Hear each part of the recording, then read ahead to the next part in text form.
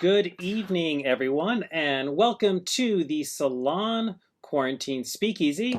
And my name is Patrick Soluri, and I am the instigator-in-chief at Prohibition Productions, and we are so glad you are here.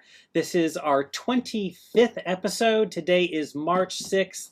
It is so hard to believe we are almost 1 year. We are 51 weeks in from when everything locked down.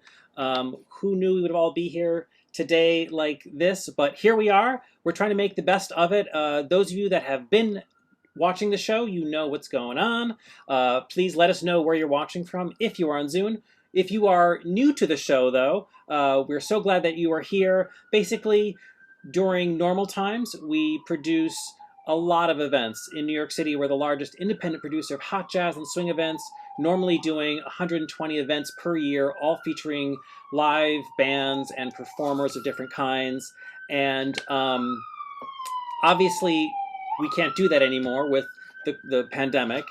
So we pivoted in April to online content, and we started doing this show, the Quarantine Speakeasy, where we invite a lot of the musicians and performers that we work with regularly to a live stream, sort of like a variety show.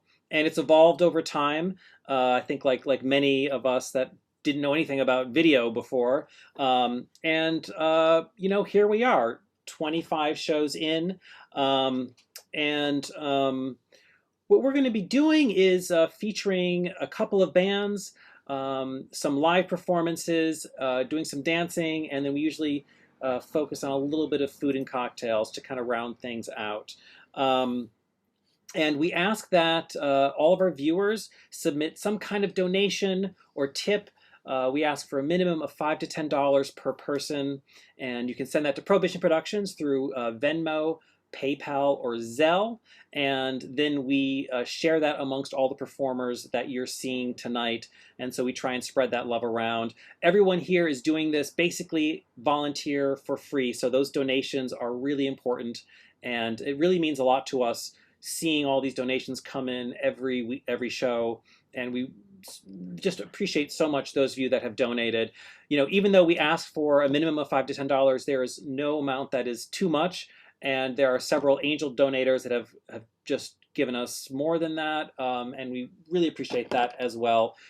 I think we're all in this together, and you know, we don't need to say, as been said many times, musicians in particular and performers in the performing arts have been hit very, very hard by this, and are some of the last people that are going to be getting back to work, and it's still not really the case. And you know, a lot of the stuff that we're showing in terms of musicians and bands, we actually shot in the late summer and fall before things got cold, because we realized that this pandemic was going to last a while, and we shot video of a lot of bands playing out in the park just for tips. And so we're sort of like bringing that back as a way to kind of help everyone out.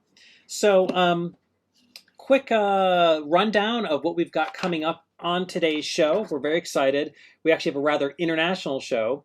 We're going to be starting off in Spain with the Manhattan Camerata, and then we're going to be doing a spotlight on dance teaching online. We've got 4 dance teachers that are part of our community that we love, and they're going to be telling us very quickly about what they're doing. We figured with hopefully things opening up in the next few months, you might want to brush up on a couple of dance moves if you haven't been. And there's very different ways that each teacher is doing this, which is really exciting. Then we're going to go to Williamsburg, to Brooklyn, and we've got Adrien Chevalier, and we're going to be doing some gypsy jazz with his quartet. And then we're going to be doing our Lindy Kitchen, which is where our friends who are swing dancers and musicians prepare food and share that. And so we've got 3 dishes, one by Bobby White, one by my brother Andre Soluri, and one by our DJ BRIAN FERDMAN. And then we will be wrapping things up with Professor Cunningham and his old school. And then at the very end, we're going to be doing our after party, which gives me a chance to give a shout out to our DJ tonight, his BRIAN FERDMAN. And he was spinning some tunes at the beginning during our pre-show, and then he'll be joining us again at the very end for the after party. So anyone that's on Zoom can then join us in the after party. We will open this up to anyone that wants to join on video, and then you can dance from the safety of your home. And we'll do that probably until about 9:30 or so. So that is the plan for this evening. And also want to mention that if you miss part of this live stream, or you want to go back and watch it again, or whatnot, we will be posting this on Monday, and we're actually going to be restreaming it. So what that means is that we're starting to do a rebroadcast every Monday at 1 p.m. so that it's a little bit earlier for our friends that are overseas or in different time zones.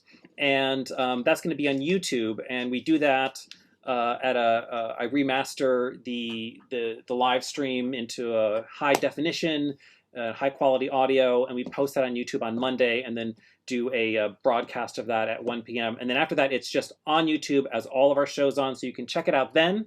And it will be on our Facebook page probably just in a couple hours right after we finish with the live stream as well. But we do recommend the YouTube version because it's just higher resolution, better quality. Also, Facebook tends to mute pre-recorded music for copyright reasons. So if there's any muting, it is happening lately. Apologies for that, but the YouTube will have everything on it there. And that also reminds me that for donations, they're not just for tonight during the show. We actually will do it all the way through next Sunday, which is March 14th, I believe. So you can send a donation at any point, and that will go towards the cast of tonight's show. And we thank you again for those that have donated so far, and we're very much appreciative for those that will be donating soon. With that said, I think we will move along and get started with our with the show. And our first guests are Manhattan Camerata, which is a classical group, or I should say a world music group, with two friends that I know all the way from music conservatory. Pedro and I both went to Manhattan School of Music, and Pedro da Silva is just a phenomenal classical guitarist, but he also plays like anything with strings that's guitar-ish. So he plays Portuguese guitar, mandolin, I mean, and just fantastic. But they're actually in Spain right now, and what we're going to do is they put together a little vignette of Barcelona, where they are right now. So I'm going to kick it off with this short 2-minute video of Pedro and Lucia just walking around Barcelona, and then we're going to go to them afterwards live and hear some music. Hello. Hello. We're here in Barcelona. And we are very excited to play for the Salon. We are here in front of the beautiful Sagrada Familia, the most beautiful building in Barcelona. And it's just stunning.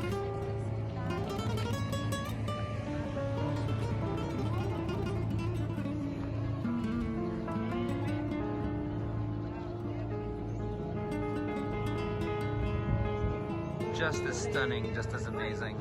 Incredible place. And here we are in Montjuic, in front of the National Museum of Art of Catalonia. And we are overlooking the entire city. You can see the whole city from here, including where we just were. Sorry, I'm breathing heavily because I just ran from here, the Sagrada Familia. Now we are here at the beach in Barceloneta, the beach of Barcelona, with some nice birds. You can't see them, but you can hear them quite loudly. And here's the beach. The beautiful boardwalk and the modern buildings.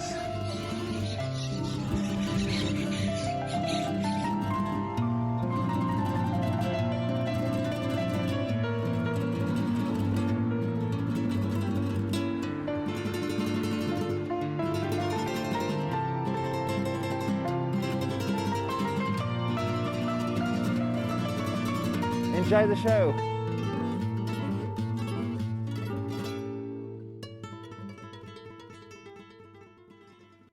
All right. Once again, that is Pedro and Lucia in Barcelona. And I just wanted to mention, so obviously our show is mostly focused on jazz and swing music and stuff like that. But, you know, as musicians, we know so many people that we like to kind of expand things a little bit. And, you know, Pedro and Lucia are wonderful musicians and bring something a little bit different, which we want to share with all of you. So let's go now live to Barcelona. How's it going? Hey, how are you, Patrick? Good to see you. Good to see you. So first question, what are you guys doing in Spain? Well, we decided to escape the pandemic to the Iberian Peninsula, to Portugal, where my parents are, and to Spain, where my sister is. And we just kind of liked it here, so we just stayed. We have nothing to do physically in New York. We can teach online. It's a little late for us because we're 6 hours ahead, but you know, we teach our students that we have in New York from here, since we can't see them physically. Everything online, and we are discovering this wonderful country that we love, new projects, and we met new people that you're going to see tonight also. We have a surprise. We have the most phenomenal soprano, Maria de los Ángeles Renaud, and we are immensely happy and proud to be working with her. So we're going to do 2 songs with her and 2 instrumentals, and I hope you guys enjoy it.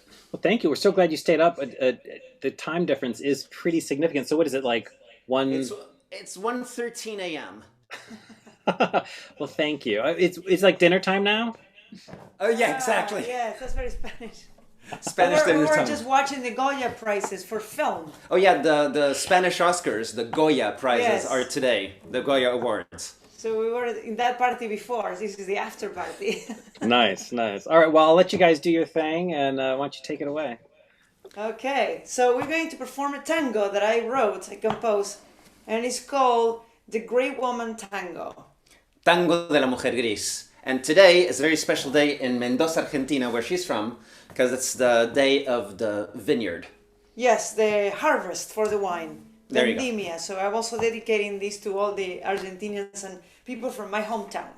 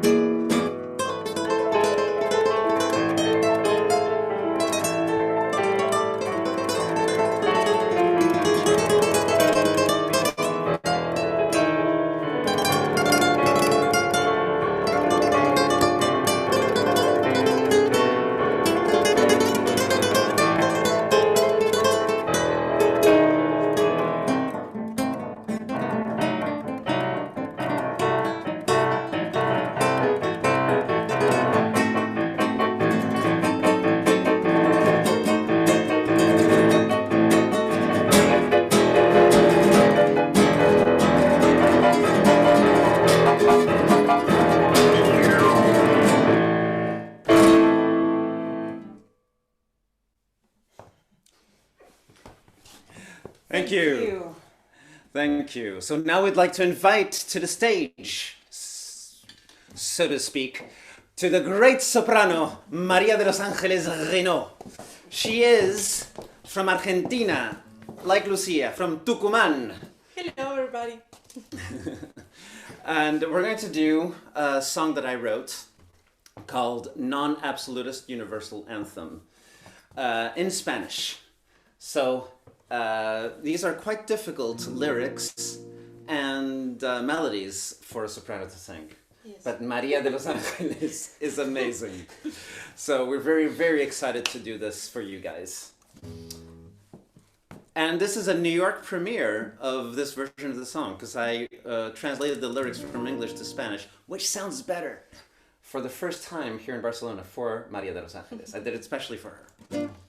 So here we go. Non-Absolutist Universal Anthem. Himno no absolutista universal.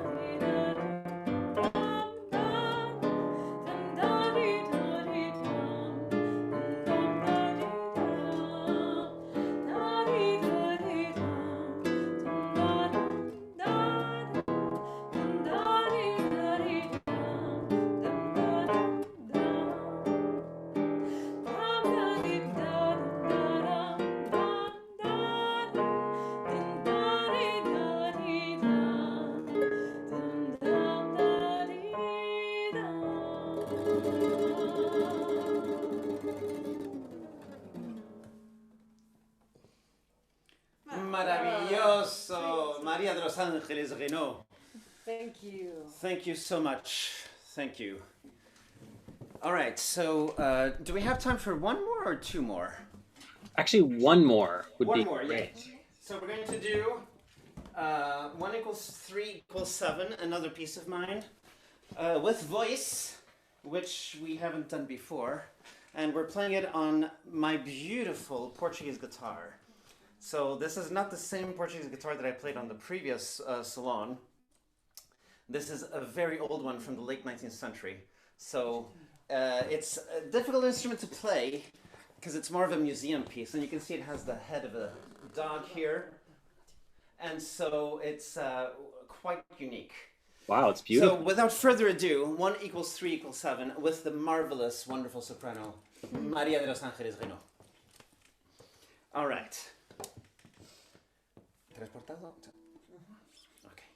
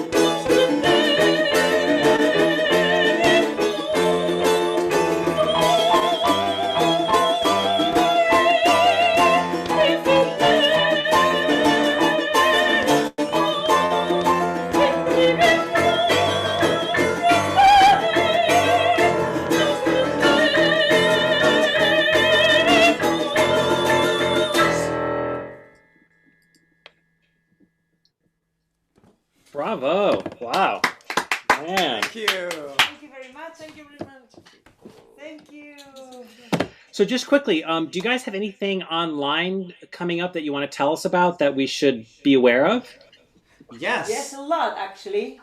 Tomorrow for International Women's Day, which is on Monday, but tomorrow, Lucia and Maria de los Angeles are going to do a concert. We're doing a recital for voice and piano. We'll do some opera arias and other stuff.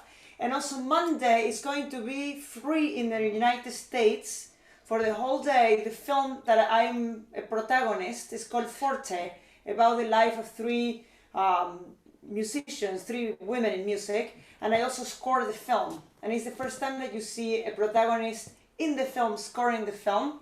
It's going to do the premiere in the National Arts Center in Ottawa, in Canada. But it's also going to be shown in all the United States for free on Monday for Women's Day. I'll send you the link. Yeah, actually, if you could post the link in the chat, that would be awesome. I've seen your posts about it, and you're conducting too, right, in the film? Yes. Yes, the score, the recording of the score with the orchestra is in the film. So the actual He's recording conducting a session, full orchestra. the actual recording session for the film is in the film. Yes. Exactly. That's so meta. Awesome! So Wow. 12:30 p.m. the concert. Yes, it's still 30 p.m. for New York. Easter time. Yes. 12:30 p.m. tomorrow. You can check Manhattan Camerata on Instagram and Facebook. All the info is there, and the live streaming is going to be there. And you can check the information for Forte there as well. Manhattan Camerata on Instagram and Facebook. I'll send Cool. you the link. Yeah, and actually, if you could paste it into our chat on the side, a couple of people have been asking about it. Also, Pedro, some more people are curious about the instrument, and it is a gorgeous guitar. Yeah. It really is something. So you said it's- this is different from the one I have in New York. This is the one I left in Portugal. And since I'm here, I didn't travel with all my guitars.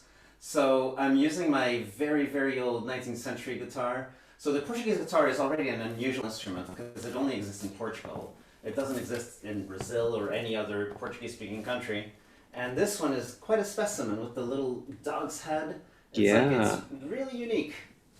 And the tuning pegs are typical of all Portuguese guitars, which is the only instrument that is still used today, nowadays, that has this fan-like tuning system. And it's sympathetic strings for people that don't know the Portuguese guitar, right? Not exactly. It's 12 strings. They're not sympathetic. However, there's a little bit of sympathetic resonance with this stuff here. But it's a really weird tuning. It's D, A, B, E, A, B.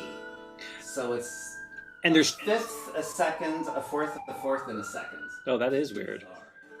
But they're doubled up. Is that? Yeah, so the bottom three are octaves. And then the top three are unisons. We can That's hear the sirens, pretty the wacky. New York sirens that we missed already. New York sounds. Oh well, thank you guys so much. You're welcome. Thank you. It's so great to see you, and I hope you guys have a great rest of your trip. So you're coming back to New York soon, right? Yes. Sometime within the next month and a half, we'll be back. Okay, great, awesome.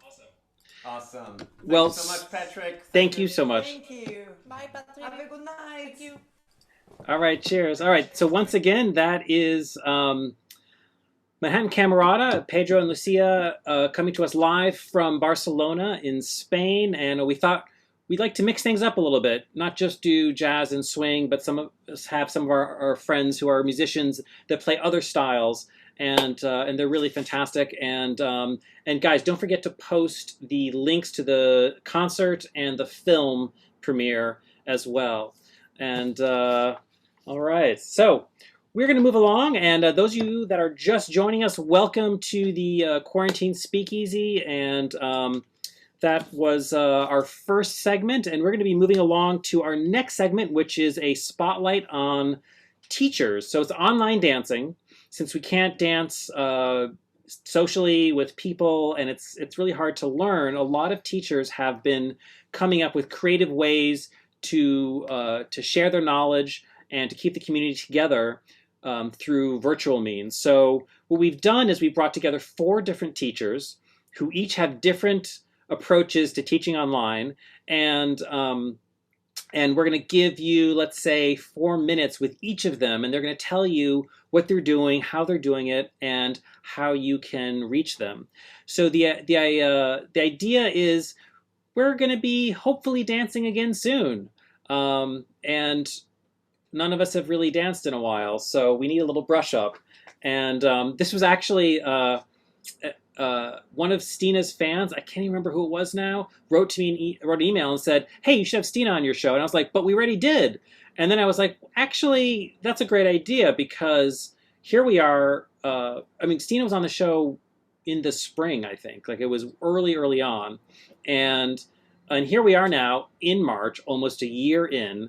And we thought this would be a good way to kind of do something a little different. Before we actually, Stina taught a lesson, and here, this is really a roundup. So we're going to start with Stina, and then we're going to move on to all of our other teachers. So just to give you the preview, after Stina, we have Latasha Barnes, and then we have Jaime Shannon, and then we have Bobby White. So they all teach different styles differently, and they all offer something amazing. So we hope you check it out. But for right now, let's go to Stina. How's it going, Stina?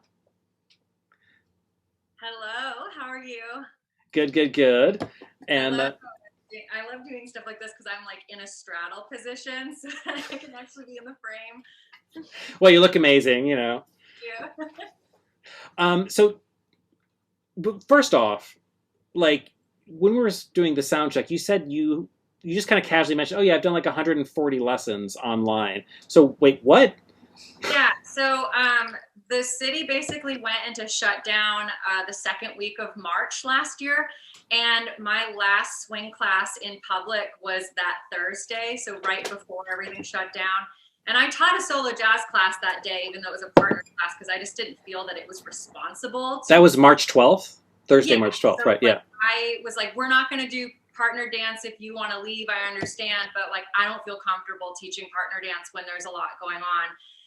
And then that Sunday, I was like, I'm going to do an online class. Like, let's see what happens. And at some point, I was just like, well, why stop now? Because I've been doing it this long. I just passed my 140th class. So. Wow. So you teach 3 days a week. Is that right? Yeah, Sundays, Tuesdays, and Thursdays at 7 p.m. Eastern Standard Time. Okay. So, which is, oh my God, that's amazing. Yeah, it's a nice break for me, honestly, because I'm a stay-at-home mom now, and it's an hour 3 times a week where I don't have to watch her. I love her, but like, it's a nice break. So tell everyone, how do you do, like, what are your classes about, and how do you do them?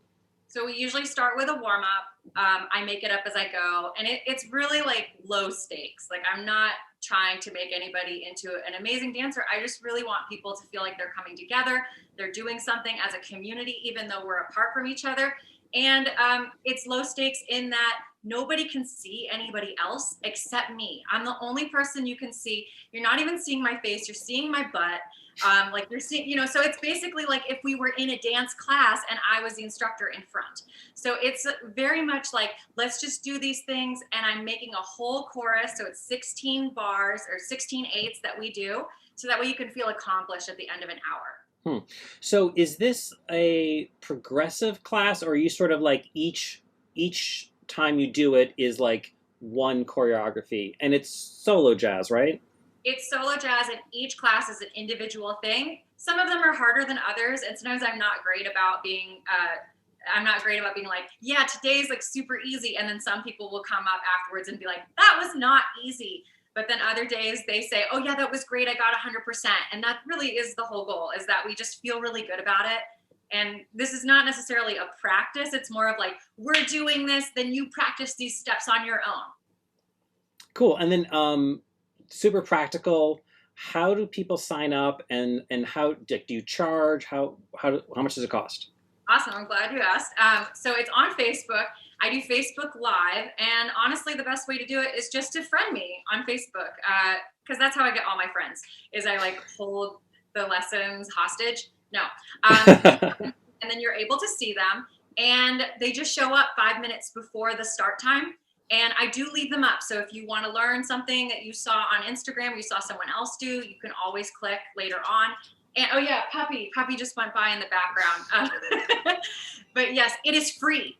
It is donations based because I get it. Not everybody has work right now. And I think that one of the issues in swing dance is like classism, that like people can't always afford to take class. People can't always afford to dress nice. So like pay what you can. If you thought it was a crappy class, don't pay me anything, you know, like it, you know, low stakes for everybody. Awesome, awesome. So post your, I guess, Facebook profile link in our chat. And your next one is Monday? No, tomorrow. Sunday. Tomorrow. Okay, awesome. All right. Any last words? I don't think so. I think I ran out of time. Like the red light went on, so like I think my time is up. Okay.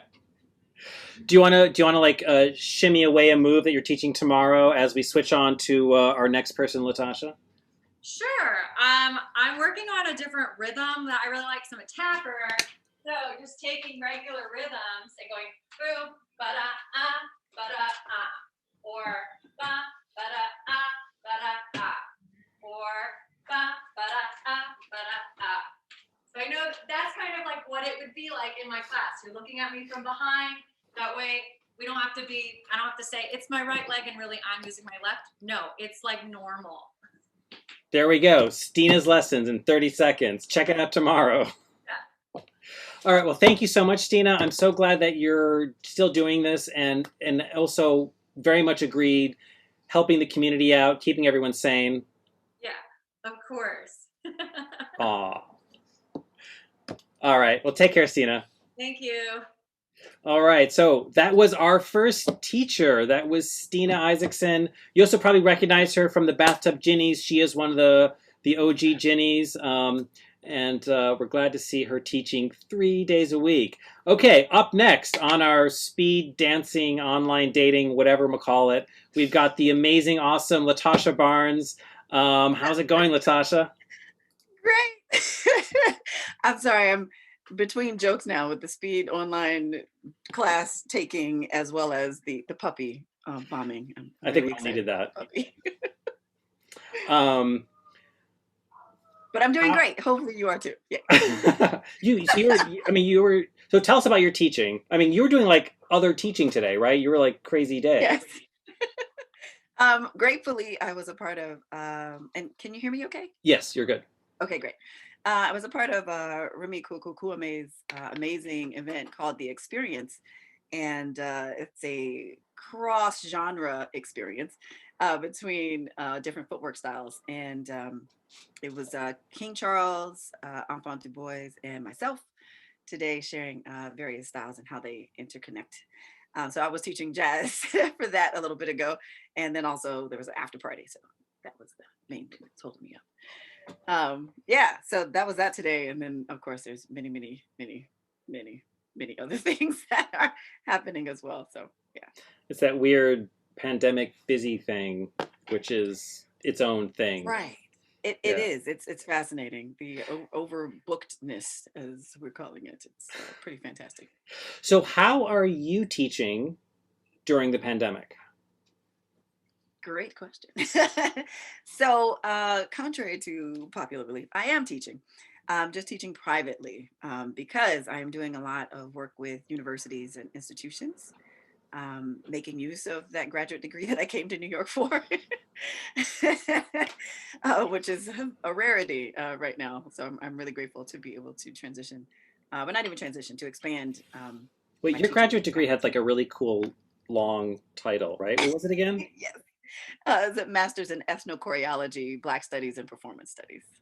Oh, that's like the best. Yes, thank you. And yeah, ethnochoreology, for those who don't know, is the cultural study of the origins of dances. So that ties in very well with us trying to help everyone raise their level of awareness and understanding with how all these Black vernacular dance styles tie together and inform one another. So yeah, I've been doing a lot of that with universities and institutions, but I also do private group lessons and sessions and things like that. So you may see flyers every now and then pop up about organizations that I'm working with or sharing with. And that's usually how you can find me online. I don't exist on Facebook any longer, except for Facebook Messenger. And most of my educational opportunities are happening over Zoom. I have taught a few private lessons over Instagram because that was the format that worked best with for someone. Skype, and then of course video-based, like video messaging back and forth is also a thing. So Okay. So digitally flexible, private lessons, Latasha yes. Barnes. Okay. Yes. And So that's maybe lessons in house hip hop, whacking, jazz, and as well as body strengthening and conditioning too. So. Yeah, Latasha's like a crazy background, like what a mover, like does a lot of styles extremely well. So if people want to contact you, how should they do it, and post it maybe publicly in the chat? Absolutely. The best way to reach me is via email, latashabarnes@gmail.com, or through Facebook Messenger or Instagram Messenger. That is also a viable way to reach me. So, yay. Okay, awesome. Any last words before we move on? Yes. In addition to me teaching, I am one of those educators that is trying to make people great dancers. And you will become great dancers by doing the small classes, like Stina was saying, as well as bigger things that are series based. And I am working with the Black Lindy Hoppers Fund. We have a residency each month that is also presenting other educators. So that's a great way for people to come and get some knowledge and to start dancing too, to support those classes as well. Awesome. And the dance bubble that you're about to do, is that like a public thing that's going to come out of it, like a piece, or is that like what is that? Because that sounded really cool. It is. I'm very excited to be participating in Caleb Teicher's Rhapsody in Blue Works in Process for the Guggenheim Bubble residency that's taking part Monday. Myself and some other dancers who you may see us posting as we depart. Yes, this is going to be a part of the New York pop-up series as well. That's coming about. And they have not fully identified our location. And that's kind of the pop-up aspect of it. So people will have to stay tuned to find out where that performance is going to be. There won't be that many people because pandemic, but it will be outdoors. That is the plan right now, from what I understand. It's going to be outdoors. Like spring, summer timeline? March 20th, somewhere. Oh my. Yeah. Okay. But you know where you're going on Monday, right? We're all tested and all of these things. Okay. Triple tested. So we're all safe and COVID free. Cool. Wow. Well, good luck with that on Monday. And hope, we look forward to seeing what you come up with there. Thanks. Yeah, it's going to be amazing. Really, really honored to be able to do that. And still nervous being a high risk person having asthma. But because of all the testing and everything that we do, I feel a little more comfortable. Yeah. But I probably will still wear my mask for like a week. Good. All right. Well, best of luck. Thank you so much. And when you get off, post on the chat your details. I shall. Thanks, Patrick. All right. Thank you so much. So once again, that is Latasha Barnes. Awesome teacher, many styles. You've seen her before, and we're going to move on to our next dancer. It is Jaime Shannon, who just happens to be here with me. Hello, Jaime. Hello. So Jaime Shannon is a wonderful teacher. If you've been to any of our events at the Beer House and some other things, she's often taught our beginner lessons. She runs the Kilowatt Dance Theater, which is a hybrid of swing dancing and modern dance and things like that. But she's a very accomplished teacher of shag and other styles. You've probably seen her around town. So what are you doing during the pandemic for teaching? Well, some of my students had reached out to me saying that they would like to do more online things with me, since for a long time I hadn't during the pandemic. So similar to Stina, I developed a solo jazz class that anyone can do at home, even if you don't have a dance partner. What I'm doing a little bit differently is that this is a pre-recorded class. It's not live. So what I do is I film the classes ahead of time. I teach it just as if it was a regular class, a brief warm-up, and then I break down the choreography and we repeat it a bunch of times. So just as if you were in a studio taking a class. However, you can do it on your own schedule. So you can feel free to take the class as much as you want. The links never come down. And you can rewind, fast forward, play them as much as you want, study them as much as you want on your own timing. And stylistically, is it shag, swing, or what is it? It's all in the swing genre, but given that it's solo dancing, I'm calling it solo jazz, but it has a lot of different inspirations. Well, you're calling it solo jazz party. Yeah, I call it solo jazz party because it's basically like, let's have a dance party in our living room and just get used to moving and feeling good to the music again, build our confidence dancing again. And it's absolutely no pressure. You're home alone dancing. Nobody's watching you. A lot of people choose to share videos of themselves to our Facebook group. We have a private. Yep, we have a private group, so the whole world won't see it. But if you're really proud of the work that you did that week, you can share it, and everyone can applaud you. If you're a little shyer, then you can just send me a private video, and then that way I can send you a video response, giving you feedback and corrections and demonstrating some things that I think you would benefit from. So all of that is through a Facebook private group, and the way I structure the class is I do 4 classes for $40, and that includes the YouTube links. They're private YouTube links. Yes. Unlisted, so you will get access to those links, and like I said, you can keep them. I'm not going to take them down. You can use them for as long as you want to review material whenever you want, and it also includes getting feedback from me. Like I said, either you can send me questions or send me videos of you dancing, and I will give personalized one-on-one feedback for everyone. And is this a progressive series of 4 lessons, or is each one a different choreography? Each one is completely separate. So if you don't have time to take them all, there's no pressure, and you can take them in whatever order you want. Right now I'm posting them every Tuesday, so it's going up chronologically, but they're not necessarily progressive. Every week I kind of focus on a slightly different technique. Last week had a little bit more of a bluesy feel. The week before had a little bit more Lindy footwork. The week before that had more Charleston in it. So I try to put in a little something for everyone so that we can keep working on different styles together. And then this group of classes is, I guess, ending soon? Yes. However, because it's pre-recorded, really you can purchase that package at any time. So this is going on within that private Facebook group where we're all discussing and posting together. But just because you missed out on that doesn't mean you can't buy that package of 4 videos. And then I will also, after taking maybe a week or 2 off, I'll start up another one again where you can sign on for another package of 4 videos. So the next one will be probably end of March? Yeah, I would say so.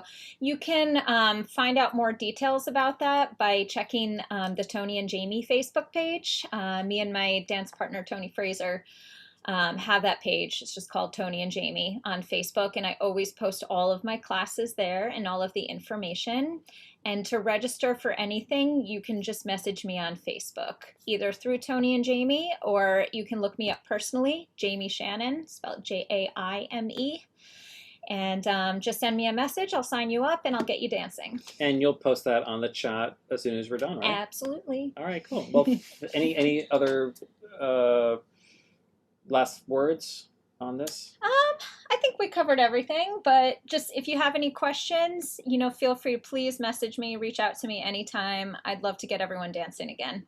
Great. All right. Thank you so much. Thank you. All right. So that is Jaime Shannon. And what we're going to do next, our final dance teacher for today's spotlight is Bobby White, who many of you know is a fantastic bow teacher. He actually did a video for us. So we're going to play the video first. It's kind of like a synopsis of what he's doing, and then we're going to chat with him live. So here we go with Bobby White.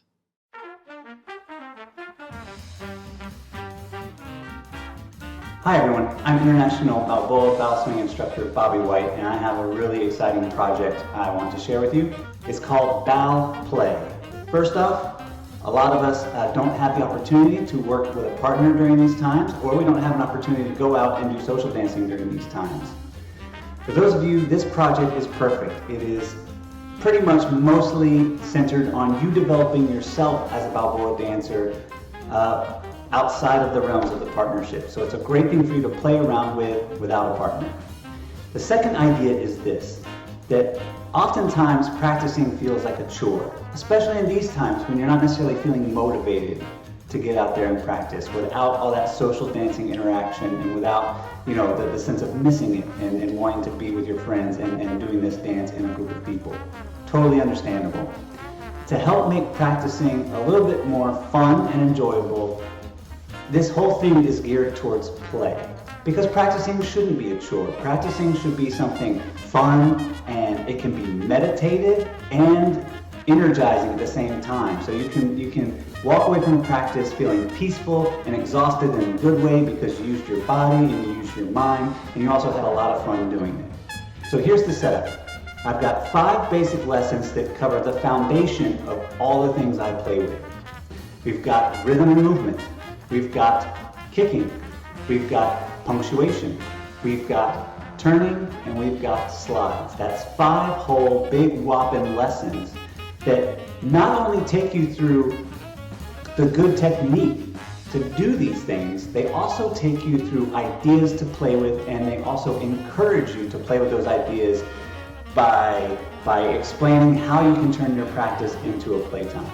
So all those things together, you can check out one video and see if you like it and keep adding. You can buy them separately. If you get them together, there's a special deal.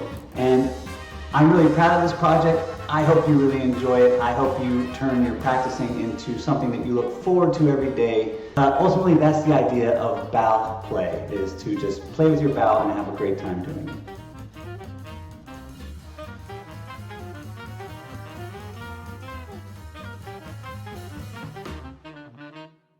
All right, so Bobby White, let's go to him right now. How's it going, Bobby?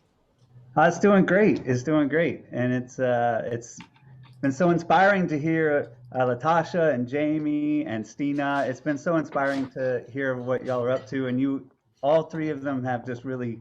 This whole process has been really inspiring to me, and I just wanted to give a quick shout out to how awesome they all are. Yeah, it's so cool how different everyone's approach is, and it's like, because everyone's at a different place in their dancing and what they want to get, and I think each of you are doing something a little bit different. So your thing comes out March 16th. Is this, and you said it's 4 lessons. Is that going to be like... It'll be 5 lessons. Oh, 5 lessons. And they won't come out all at once because I have to keep editing them. So it'll be 1, and then like a week later the next one, or a few weeks later the next one. But it's all going to kind of like, yeah, play out that way. Are you going to be doing more after this 5, or is it just 5 and then you're done? This 5 for this project itself, which is kind of my thinking is like, what do I wish I had when I first started dancing? And that the answer to that question is I wish that someone had said, you know what, forget all the moves. Really, like, there are only 5 things you need to know, and then just keep playing with those 5 things, and you'll be having a ball and growing and feeling like you're really able to express yourself. And so that was my attack for these lessons. Awesome. Okay, so people go to the website if they want to sign up. Yep, onlinebalboa.com. And these they'll be able to buy it and download it and have it for forever. Or they can stream it from our website. Onlinebalboa.com also has all of Kate and I's online lessons, so they have plenty of stuff they can play with there on that side if they like. Cool. And if people have like questions, are you doing any interaction with students or anything? Not officially on that website. However, I'm always more than happy to interact. I have some free time on my hands these days. So just if you find me on Facebook, Bobby White on Facebook, and send me a message. If we're not friends already, we'll probably very quickly be friends. But you can send me messages on Facebook or on my email address. Cool. And I'm happy to talk. Quick question. Joanne was asking, is it leader or follower focused? It is everybody. It's very self-expressive based. And since we cover, those 5 categories: rhythm and movement, punctuation, turning, sliding, and all of which things both leaders and followers can do in Balboa. Okay, awesome. Wow, thank you so much, Bobby. Yeah, and thanks for giving us this opportunity to engage with a great crowd. Absolutely. So you'll post your info on the chat like in a second, right? Cool. All right. Give it up one more time, Bobby White. And he's actually going to be back for Lindy Kitchen because he's also a badass cook, and he's got some Southern yumminess coming up. Hot chicken! Yes, indeed. All right. So that is our dancer teacher spotlight. We hope you pick something up. The idea is summer is coming. We really hope things are going to be opening up soon. Good time to brush up on your moves. 4 awesome teachers. There are obviously many other teachers out there. These are just 4 that we work with on a regular basis that are part of our local community here in New York. So we encourage you to check them out. You know, here we are in the beginning of March. We really hope to be social dancing later this year, and we're going to brush up on our moves because can't wait. All right, so before we move on to our next musical guest, just want to remind everybody that we would love any form of donation or tip that you want to send. It will be split amongst all of our performers tonight, and you can do that through PayPal, Venmo, or Zelle. It goes to Prohibition Productions, and then we split it up afterwards. So coming up, our next guest is Adrien Chevalier. He is a phenomenal jazz violinist, and you've seen him in many groups. He has his own quartet. He's founder of the Avalon Jazz Band. He's one of the busiest musicians that I know, often traveling around the world, but obviously not now. He is actually a man of many gigs and at a gig right now. So, Adrien, where are you right now? I'm on second and second at Anyway Cafe. Anyway Cafe. And you're playing indoor or outdoors? Indoor, but it's a social distance the proper way, and most people are outside anyway, so it's pretty safe. Yeah. So you're on a mask, obviously. You're on a break right now, and we're running a little bit late. So I figured we would talk to you first and then play some music. Is that cool? Perfect. Who are you playing with today? I'm playing with Michael Valeanu, that you're gonna see, and Julian Smith. Oh, cool. So you're doing a trio. Yeah, trio. And is it a gypsy, or what are you playing? A mix of jazz and gypsy jazz. Since it's a Russian restaurant, we play the gypsy card of it. It's a Russian restaurant, but they're really good about having live music. Definitely Every recommend. night. Yeah. Every night. That's amazing. Wow. Do you want to? Maybe we should mix it up a little bit. Should we do Charlie's thing first? You can tell us about that, and then we'll do the other thing, and you can get back to your gig. Of course, of course. Cool. So tell us about your Patreon and the kind of different videos that you're doing for that versus some of the other sites. So with this whole pandemic lockdown, we all got the opportunity to take the time to work on projects and think about, life, music, career, and everything. So a time to think about project that will take time to, to make happen. Not necessarily possible when you're gigging every night and you're traveling the world. And so with the Patreon, it's like a Kickstarter, but with a monthly subscription. And so people give money, so artists can produce music, videos, art. It's a lot of different things. But for me, my goal is to create music videos and recordings that I wouldn't be able to do without it.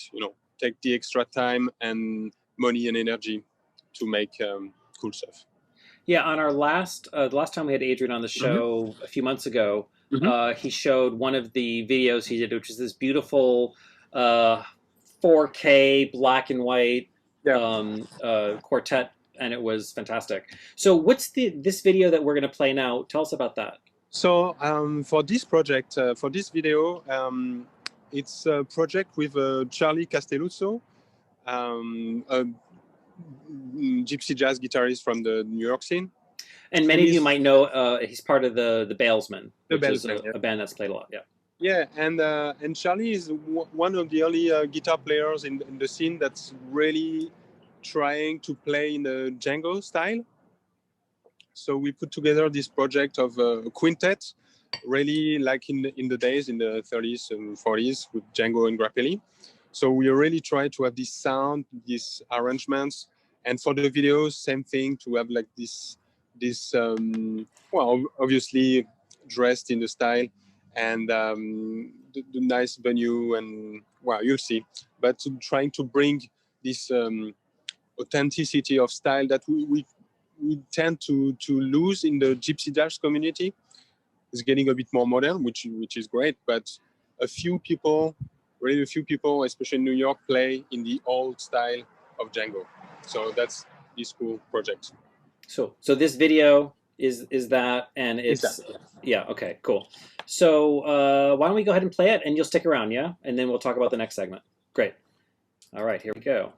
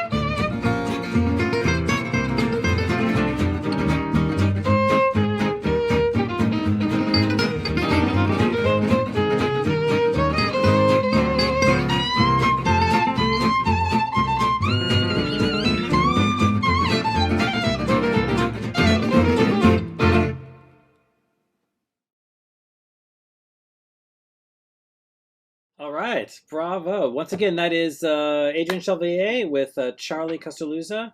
And that was, many of you might recognize it. That was actually at the Montauk Club in Brooklyn, where we've had many of our events. Yeah. We did our Mardi Gras party there actually in February last year, right before everything shut down. That's an awesome, beautiful video. Beautiful venue, yeah.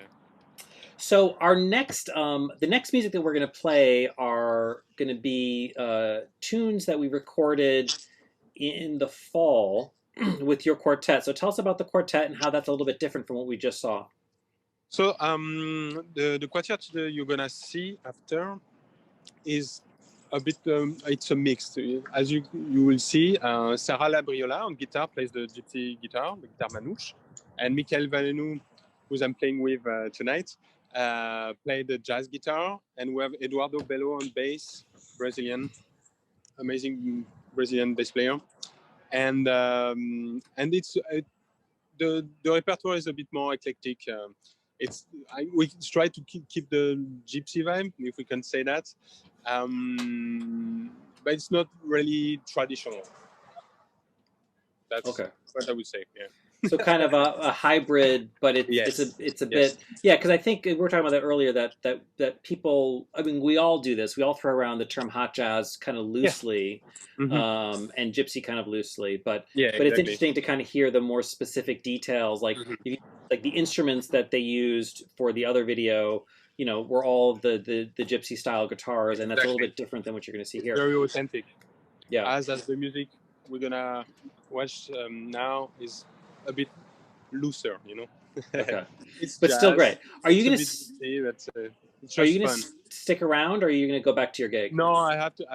I have to go. I'm Okay. sorry. So before you go, is there Wait. anything online that you want to tell us about? So you've got Patreon. Do you have any other online Yeah, concerts? Patreon. You should check it. You should check it out. For the price of a coffee every month, you can have access to a lot of videos. Help me make more videos. You have a lot of exclusive videos that only my patrons can watch. A lot of recordings, a live stream every month, exclusively for my patrons. And to celebrate my 1 year of Patreon, I'm gonna release an album just for my patrons. Oh, it's a great idea. So Awesome. for only $3 a month, you can have access to a lot of music and cool stuff and help artists, myself, but all the musicians I play with, the video, everything, photo. So it's interesting. It's worth checking out, and it's at patreon.com/Adrien Chevalier. Easy. Cool. I'll put that into the chat because Yeah. I'm guessing you're going to go play and probably don't Adrien have. Chevalier, right. Very cool. All right. Well, Cool. Thank you so much, Adrien. Yeah, my pleasure. Thank you, I'm Patrick. glad you were able to be having a gig. I mean, wow. Yes. Yeah, starting to pick up slowly. I got the first shot of the vaccine, so we are getting there. All of us.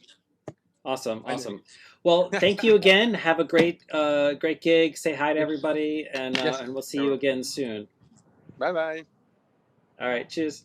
All right. So Adrian's off to his gig, but we've got his quartet, and we're going to be playing that. So we shot this actually in his backyard in Williamsburg, Brooklyn, and it was the quartet that he just mentioned. And this was myself plus Old Young Kim, and we were shooting the band, just playing a few tunes, and it's amazing. But the last time that we did this, a few months ago, Adrian's video is our #1 video on YouTube. It has over 6,000 views. It's a really great video.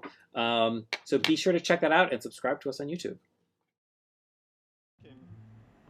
I found a new baby? Yeah. I loved your intro. It was beautiful. I forgot it.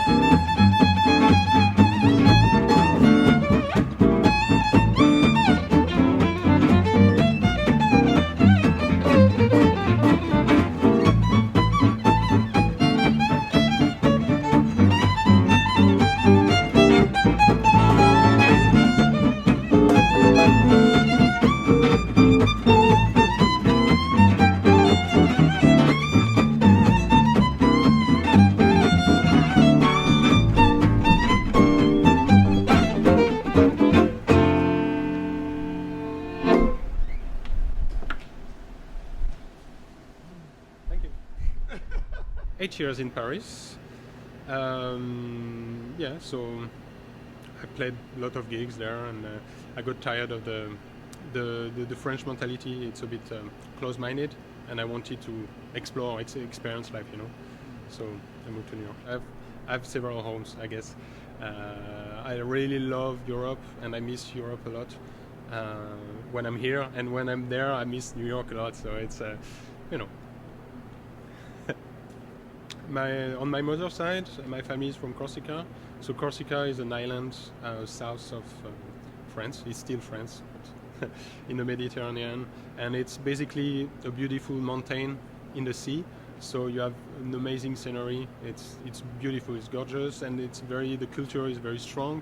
So food and everything. The music is very, very beautiful and special, and it's another world. That's my home, my real home.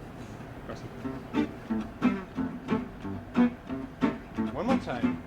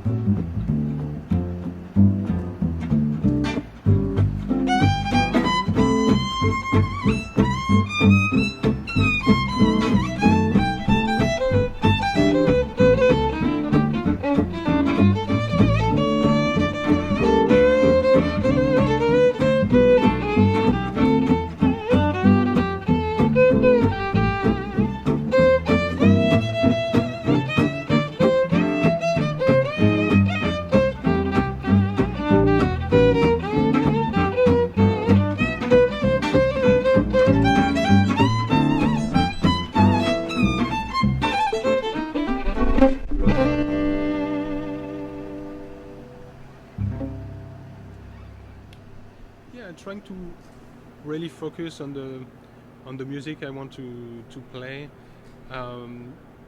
With this energy of New York in regular life, you're playing all the time, and you don't really have time to focus and breathe and try to play and create something that's very intimate and what you really want to.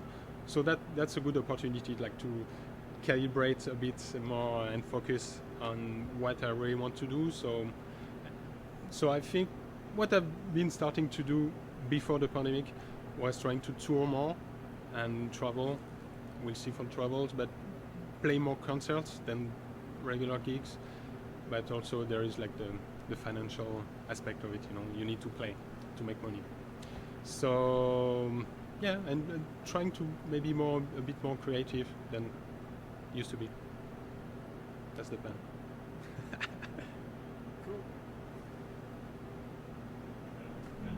Okay, so this one is a classic, Nuage.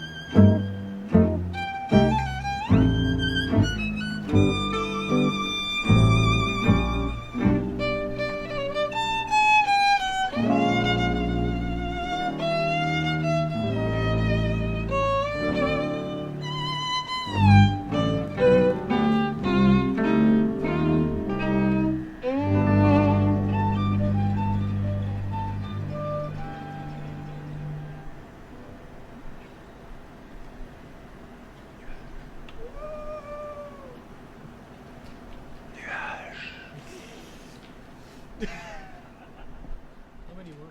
Two more? One more? Two more? All right, once again, that is Adrien Chevalier and his Gypsy Jazz Quartet, and that was some footage that we shot all the way back in October in the backyard of his place in Brooklyn with his quartet, and these are all like just, you know, single takes live. They're just performing, and a special thanks to Old Young Kim for shooting that with us and having the cameras. And he and I went out there and shot the band. And actually, an earlier episode of Lindy Kitchen, where we had dinner afterwards, showed up, and that was a really, really great evening. And Adrien is at a gig right now, an outdoor gig at Anyway Cafe. So he had to leave, but Adrien Chevalier, and that was wonderful. It'll be up on our YouTube a little bit later, and please check out the other video of the quartet from before. So we're going to move along, and just want to mention that I just posted once again all of the details for sending in a donation through PayPal, Venmo, and Zelle. We did change or I should say we added an additional Venmo account, which is our business account for Prohibition Productions. It's here, and you can find it as well on our website and Facebook page. So thank you everyone that's made donations so far, and it's great to see everyone on here. I Caught Ice is joining us, and thank you for those donations, Ice. Really, really appreciate it. And we've got Marlene here again, and Joanne's here, and let us know where you're watching from. We're going to be doing the after party a little bit later. Don't forget about that. But up next, we're going to be doing our Lindy Kitchen. So what that is essentially dancers, musicians, everyone in the community who likes food. We all, I think, got more into cooking during the pandemic. And one thing I found is that musicians and dancers in general are creative people, and cooking is another outlet for that. And I've noticed that a lot of friends are really into cooking. And you know, for myself as well, when the pandemic started, I just started cooking every night. It was a great way to release some stress and to focus on something else other than what was going on in the world.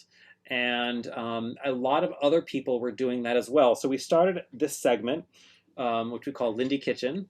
And today we've got 3 people that have prepared a couple of dishes for us. We have BRIAN FERDMAN, who's our DJ and an awesome, awesome cook. We have Bobby White, who you saw earlier. And then we're going to start off with my brother, my twin brother, Andre Soluri. And this was a little bit of, I was kind of pushing him because I wanted to get this recipe from him. And I was like, hey, why don't you do this for Lindy Kitchen? So he did, which I'm very excited about. So here we go with our first Lindy Kitchen segment on a seared salmon. Hello, I'm Andre Soluri. As you can probably tell, I'm Patrick's brother, and I'm actually one of the original co-founders of Prohibition Productions, which I started with a friend, Leslie Martin. And the event we used to do over 20 years ago was called the Piano Store. And tonight I'm going to be showing you how to cook a seared salmon, a very simple dish that I figured out how to do, which is perfect for like a weekday, you know, something nice but very simple and quick. But before I do that, I just wanted to point out here in my kitchen I have one of the special boards from the Louisiana Bar and Grill, which was actually one of the places that we used to go dancing for Lindy Hop back in the late 90s and early 2000s before they closed. And the reason that we actually started Prohibition Productions was because the Louisiana Bar and Grill closed. And this is actually the board that was from their last night open, and it was given to us at the Piano Store by 50 Nights. So I thought some of you might appreciate that. So let's start cooking. So here are all of the ingredients needed for this recipe, and as you can see, it's quite simple. Salmon fillet, lemon, capers, black pepper, butter, olive oil, and white wine. Since I'm only cooking one portion tonight, I'll cut the salmon in half, so it's roughly half a pound. I always give it a quick rinse with water and then squeeze some lemon juice, And you can also add some fresh ground pepper as part of the marinade. The pan should be hot, something like a medium-high flame. So once it's hot, pour in some olive oil and set the timer for 4 minutes and put the skin side up. For my stove, I cover the salmon while cooking, otherwise the middle ends up raw. But you'll need to adjust this and the flame temperature based on your stove. While the fish is cooking, let's talk about the pan. I originally used a regular stainless steel pan, but found the salmon kept sticking. So I ended up getting a non-stick pan, which allows you to sear the salmon with a slight char without it sticking. After 4 minutes, you can flip the salmon and set the timer for 3 minutes. As you can see with the non-stick pan, the salmon has a great seared texture. Then add some capers and a small amount of caper brine, which is all the salt you'll be needing.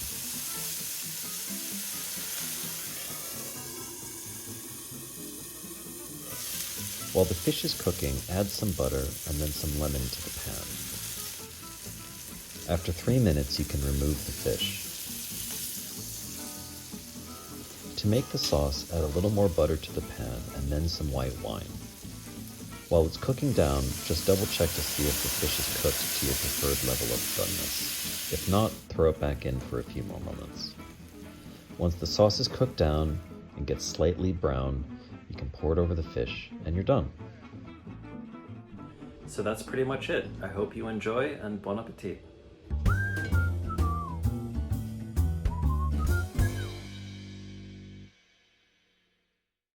All right, that is seared salmon by my twin brother Andre, and thank you for that. I really wanted that recipe. But so the Louisiana Bar and Grill that he mentioned that had the board, that was actually the first place I saw swing dancing. My brother had been taking lessons for like a year, and I remember he kept telling me about this, like, oh yeah, I'm taking swing dance lessons. I was like, yeah, whatever. And then for some reason, he convinced me to come out and meet him, and went with. There was a dance studio, I think, above Louisiana. I can't remember what it was called. Maybe it was Sandra Cameron, but. So I met him up there, and then we went down to Louisiana, and it surprised the hell out of me because it was like, I don't know, 100, 200 people. The place was packed. And then I remember there was a live band, and then my brother was doing a Charleston, and I was like, what is this? And that was swing dancing. And then the person that he was in that class with, Leslie Martin, ended up being the person that he started the piano store with, which was the place for 6 months that was this amazing underground, completely speakeasy swing club that my brother instigated, and that was the beginning of Prohibition Productions. And yeah, so amazing. I know he spent a lot of time trying to dig out those extra photos and things like that. But that is his salmon. Thank you for that. So our next segment is going to be from our is going to be actually Bobby White, who we saw earlier. He's a phenomenal bal dancer. Didn't realize this, but he is from Georgia, so we've got some good Southern cooking here. And he is going to be preparing some hot chicken. So once again, Lindy Kitchen, Bobby White. Today we are making Nashville hot chicken.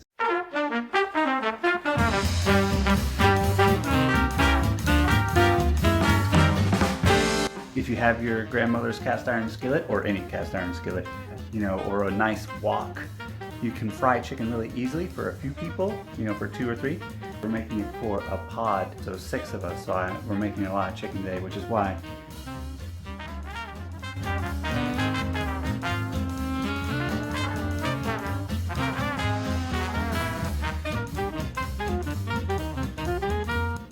Alright, this here is for the marinade. We have buttermilk. You can use regular milk, although just traditionally in the southern recipes, buttermilk seems to be the thing they use. We've got pickle brine. So this is going to be one of our special ingredients here. We've got egg, and here we've got a Louisiana style hot sauce, which is pretty much just like vinegar and cayenne pepper. You don't have to have an amazing sauce. The heat comes in the sauce later.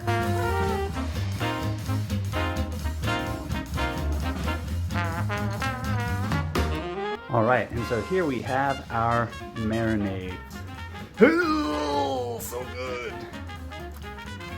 And also, it should smell amazing.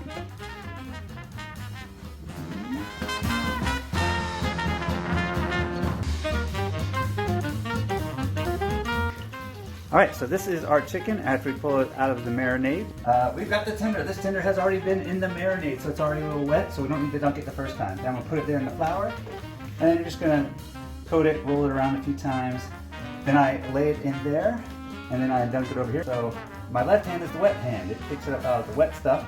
It shakes it out. Then I dunk it into the flour, and then my dry hand goes to work. Now I shake it, shake it, shake it, shake it, shake it, shake it, shake it. It has been double dumped. I'm gonna put it over here on the rack and let it sit for 10 or 15 minutes.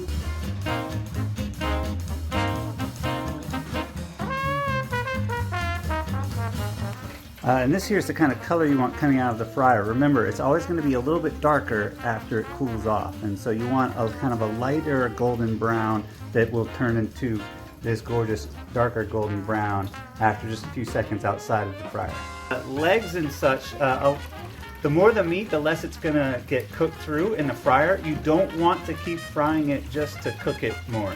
You want to get the fried perfect, and then pull it out, and then these are good bad boys going to go in the oven and finish cooking to the appropriate temperature there. All right, so the true secret to Nashville hot chicken is the sauce, and this is where restaurants usually mess it up too. Here, because we're cooking for 6 people tonight and they have a range of spice levels, we're making 3 different sauces. We're making a mild, a medium, and a hot. And the main factor for the heat is the cayenne pepper. If you're making this at home, 1 tablespoon of cayenne pepper in the sauce is mild. 2 tablespoons is medium, and then it goes upward from there. If you want to do a Hattie B's clucking hot chicken, then that's probably about 5 tablespoons of cayenne pepper. The other thing that we have in here is we have some light brown sugar, we have some paprika, we have some pepper, we have some garlic powder, and oh, by the way, the main base for this is oil. You can use lard. We're using vegetable oil here. But yes, you're going to coat your chicken in oil.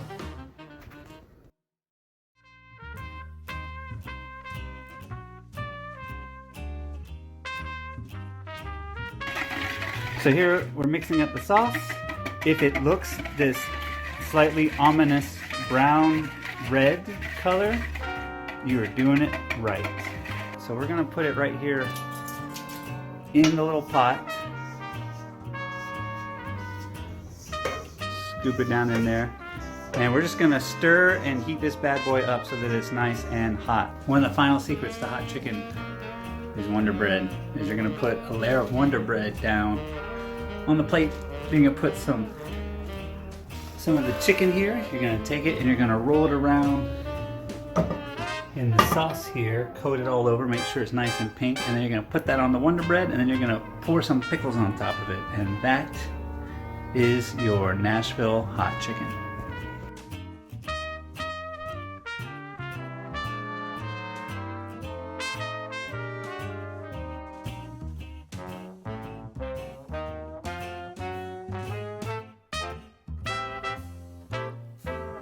All right, once again, that is Bobby White with his amazing chicken. I am totally with you there, Latasha. That looks unbelievable. I lived in Louisville, Kentucky for 3 years, and like the Southern cooking, wow, I'm super into that. I can't wait to try that. I have to say, I think there's an interesting corollary between Balboa dancers with their precision and how they cook with a little bit of precision. But what I love is that Bobby's got that kind of Southern chillness to him as well. So, indeed. So we've got one more segment, and this next one is from our DJ, BRIAN FERDMAN. And he is not only an amazing DJ, and he is our stage manager for many of our events when we were doing them in the real world pre-pandemic, but he is also an incredible foodie, and he even has his Instagram account on is all the shit I ate. It tells you everything you need to know. He's always posting about food. If you're going to New Orleans, his list on New Orleans is unbelievable. And he's been cooking up a storm, and this segment is about that. So we're going to go to that right now. And he's making greens, but wait till you see these greens. They look amazing.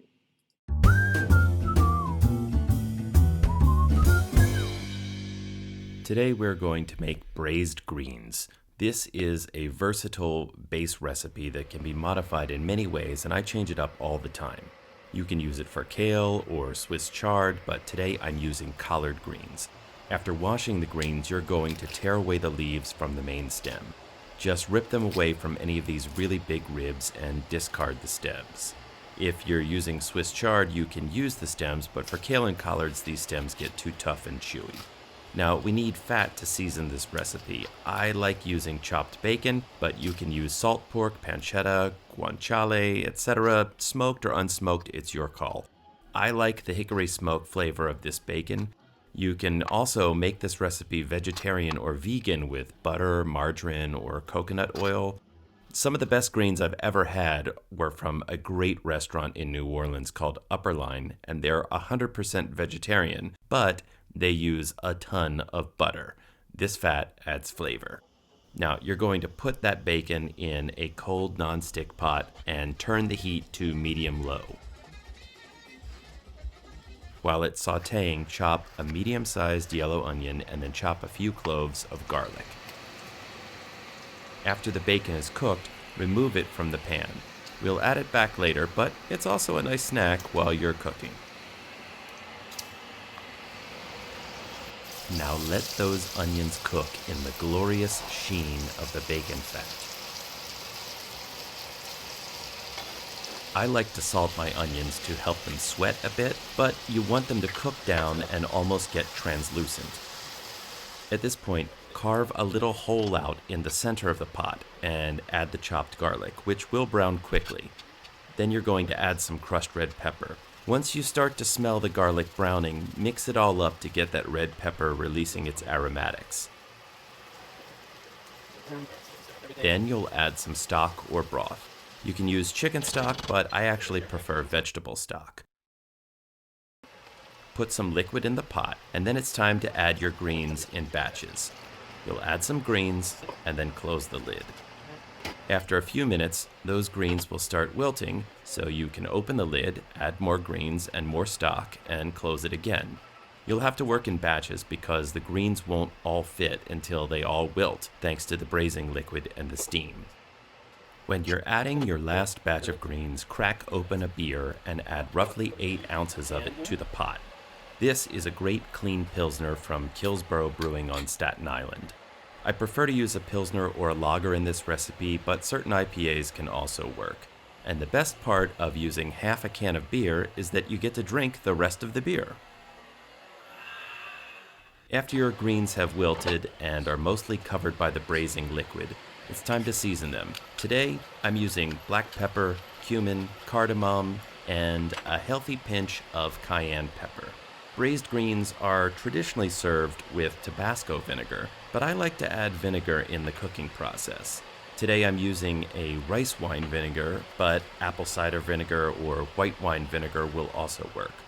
I'm also adding a few dashes of this mild vinegar-based Carolina hot sauce. And if you haven't eaten it all yet, add in the leftover bacon. Now, I don't add salt here because the bacon and the stock can often have a lot of saltiness, but after a few minutes, I'll taste the batch and I will salt it if necessary. Remember, you can always add seasoning, but you can't take it away. And after 20 to 45 minutes of simmering, your braised greens should be ready to serve. Delicious! And just like any soup or stew, they taste even better the next day.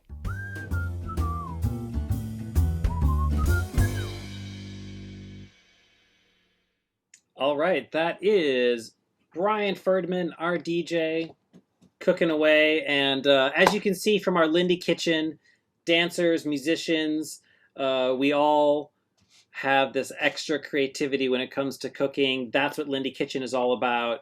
If you want to contribute, just send us an email. We do it every other show. So next show we'll do cocktails, and the one after that will be at the end of April. Will be Lindy Kitchen once again.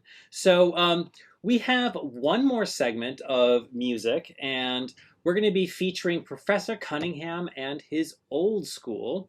And unfortunately, he can't be with us tonight. It is actually almost 3 in the morning in Spain. When we booked him for this, we didn't realize he was going to be traveling, and he ended up in Spain, and it's super late there, so he's not awake, believe it or not. But what we have here is a video that we put together.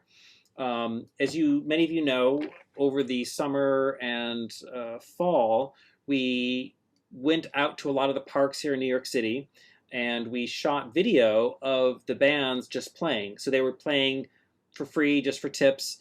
This particular day, we had a bunch of bands playing, and Professor Cunningham was the band that we shot here with Old Young Kim and myself. We did a 3-camera shoot, and this was the first time that he had played live with the band in 6 months. And this was in October, if I'm not mistaken. And we actually shot enough footage that we're able to do a segment a few months ago and then do the other tunes today. So these have never been seen. Again, brand new, debut. And we're doing this with, that's how we're getting through the winter, because bands can't play outside. It's just too damn cold. And again, he can't be with us tonight, but he'll be back soon, and we really hope to be back in the parks when things warm up once again in a month or two. So without further ado, this is Professor Cunningham and his old school, and this was in Prospect Park just in October, and here we go.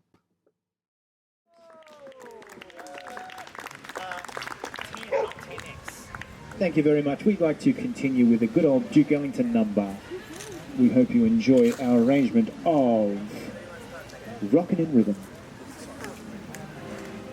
4 bass drums. 1, 2, 1, 2, 3, 4.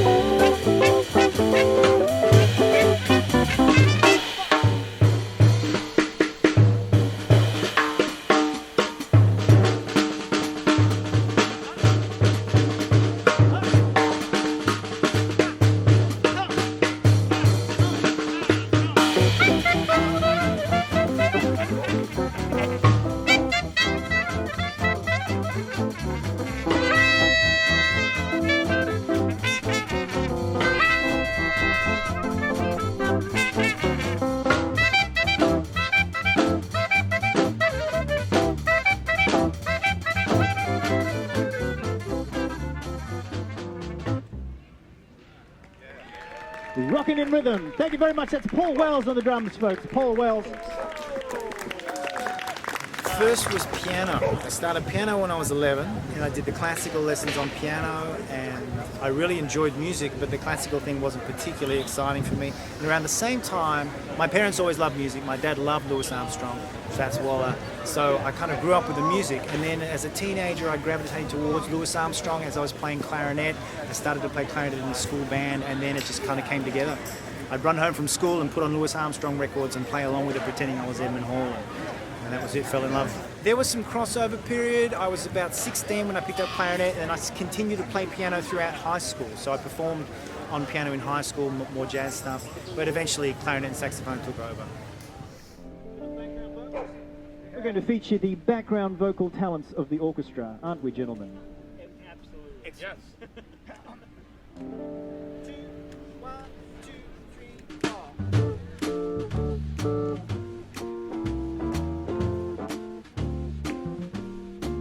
She walks like an angel walks, and she talks like an angel talks,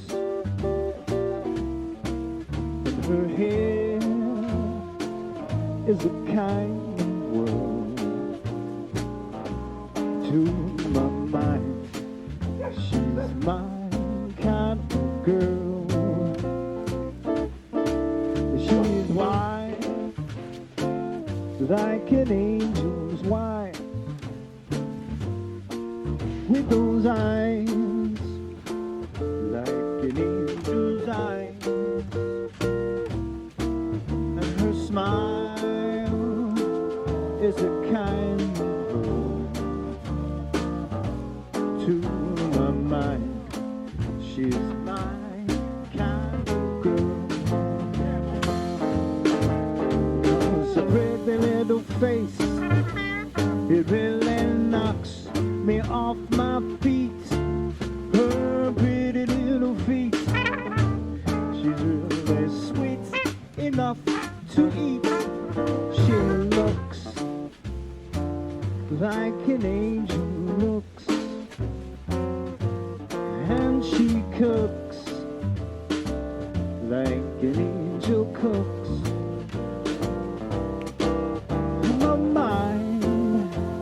It's in a kind of world to my mind. She's my kind of girl. Come on, boys.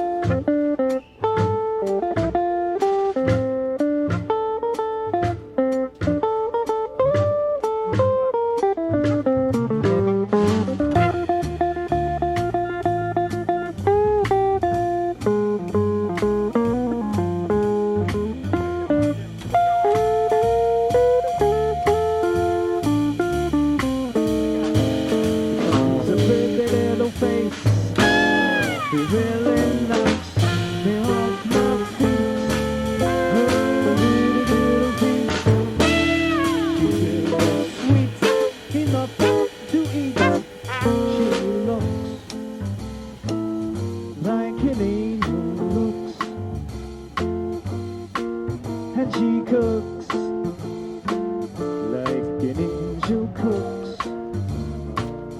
And my mind, it's in a kind world. She's mine, she's my kind of girl. She's my kind of girl.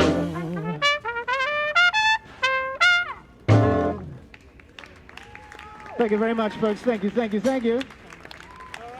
How'd you come up with the name? Well, because I play also a variety of styles of jazz, I play more modern things as well. I wanted to come up with a band that referenced older music, so then I thought old school, it's kind of reference to old music. Then I thought school, teacher, professor, because there's a New Orleans tradition of great artists like Professor Longhair, Dr. John using kind of like, or even like Count Basie using kind of, titles. So I thought Professor Cunningham, old school, that works. Terrible to fit on a poster though, it's very long, very long. Don't do it. Now with a good one, this is the Boogalooza Strut.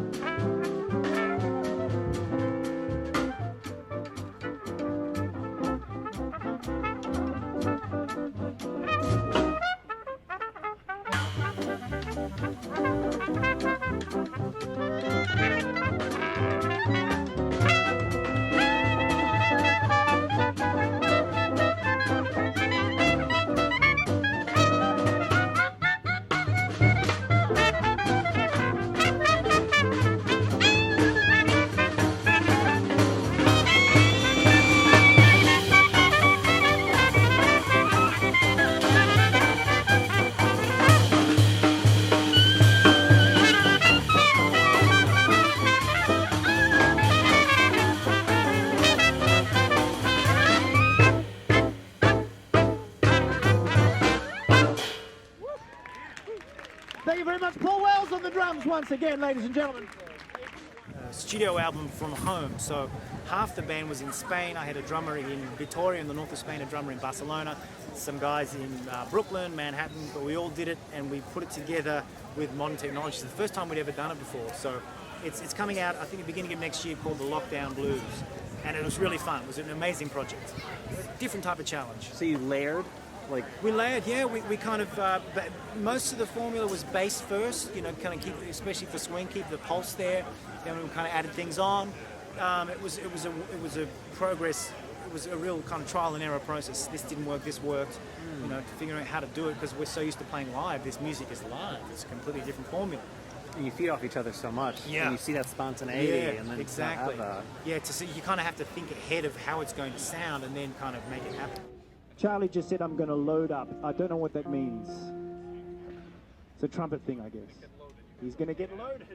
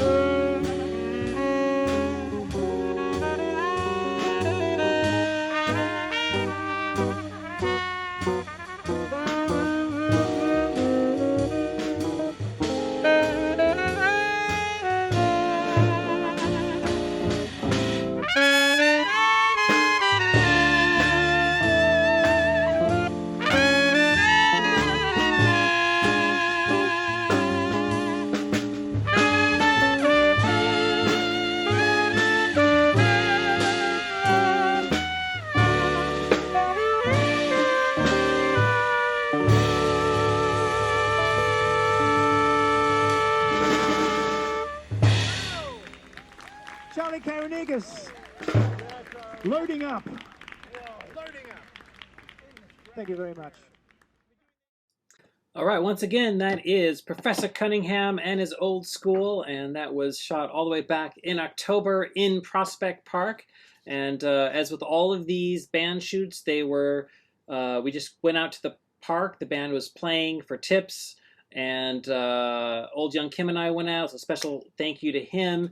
And we just shot video. These are like one take, one microphone, and what happens, happens. And then I edit it together, and here you go. And magic happens. And that was, again, the first time the band had played together live in, more than 6 months.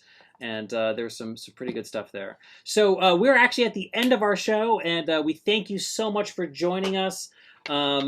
This is our 25th episode of the Quarantine Speakeasy. We are back in 2 weeks, and we have a great lineup.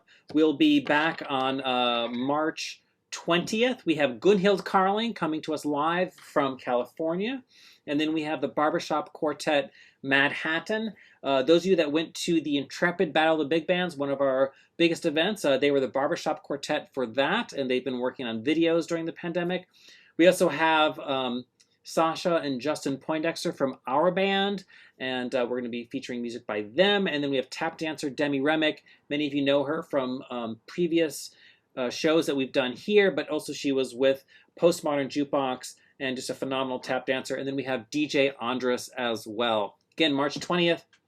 And we've got shows every other Saturday, all the way through April, probably into May. So those are coming up as well. You can find out more at prohibitionproductions.com, on the Facebook, on the gram. We're out there. We also have an email list, and we do weekly emails, usually every Thursday or Friday. So that will keep you updated on what we have coming up as well.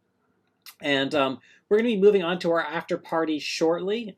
So if you would like to join the after party, as with every show, send us a message here on Zoom, and we will add you in gradually, one by one. Our DJ, BRIAN FERDMAN, will be spinning tunes. We're running a little bit behind schedule, so we'll see how far he'll indulge us, maybe 15 or 20 minutes. It is up to him. He will be the boss once we are in the after party. But we will open this up to the gallery view. So I'm going to be switching that over in just a moment. So anyone that's on the backstage area, make sure your video is on mute. And then we'll be adding everyone in one by one. So just send us a message on the chat here on Zoom, and we will add you in, and we can all dance together. And we're back in 2 weeks. And then a reminder one more time, if you haven't done so already, we accept donations through PayPal, Venmo, and Zelle. We just changed our Venmo address to our new business account, so be sure to check that out. We thank everyone that sent in a donation already, and you can send donations in all the way through next Sunday, March 14th. And we suggest a minimum of $5 to $10 per person, but obviously the more the better, and the more we appreciate. This episode will be posted on Facebook basically right after we're done with the live stream, and then on Monday we'll be posting it on YouTube. We're going to kick that off with a restream, a rebroadcast at 1 p.m. this Monday. We're doing it a little bit earlier for our friends that are at a different time zone, especially in Europe and on the West Coast. And then after that, it will be permanently on our YouTube, and you can check it out there, as well as all of our other episodes.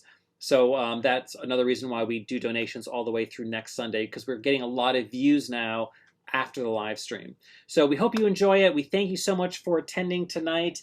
And we're going to switch over to our after party now. I'm going to go to the gallery view. We've got DJ BRIAN FERDMAN.